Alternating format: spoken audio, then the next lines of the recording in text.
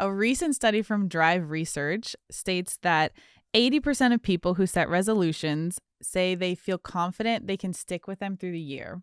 However, a Forbes study shows that only about 25% of people stay committed after just 30 days, and less than 10% ultimately achieve. The data is much worse than what it says there. Because 80% of people don't set resolutions because they say they don't work.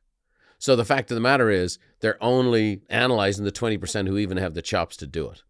So, those resolutions don't work. Well, the word resolution means to be resolved. You better have a little frickin' steel in the structure. I resolved to be married to your mom for the rest of my life. Yeah. Here's the thing. It has never entered into either one of our minds to ever be in a place other than that. Yeah. Now, I know there's people, listen, they've been through divorces and all that kind of stuff. I'm not questioning their resolve. I'm just saying that's what my resolve is. Yeah. So when I set a resolution, the key component is, as I've taught millions of people, is you got to commit it to writing. It's got to be a goal. It's got to be something that stretches you. It's got to be something you're willing to suffer for.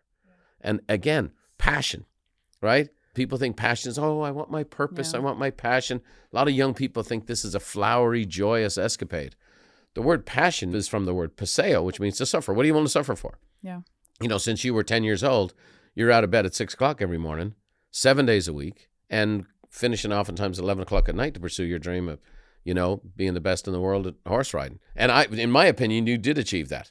You just, the old man couldn't quite afford the horses you need to compete with Glock and the German government and the Queen of England. I'm proud of us. Yeah, but the point is, you got to be resolved. And so to me, the word resolution is brilliant. Yeah. The President of the United States sits behind a resolute desk for the last 200 years.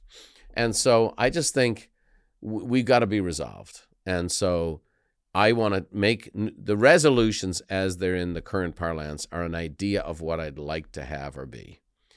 It's got to go from that into, I did an episode years ago, the power of a made-up mind. It's got to go into the power of a made-up mind, a written goal, visual reminders, coaching, accountability, mentorship, someone on the journey with you, a buddy that's trying to achieve something, and then everything you have. And we're promised in this country life, liberty, and the pursuit of happiness. And to me, the pursuit of those resolutions is what happiness is. Yeah. Yeah, that's awesome.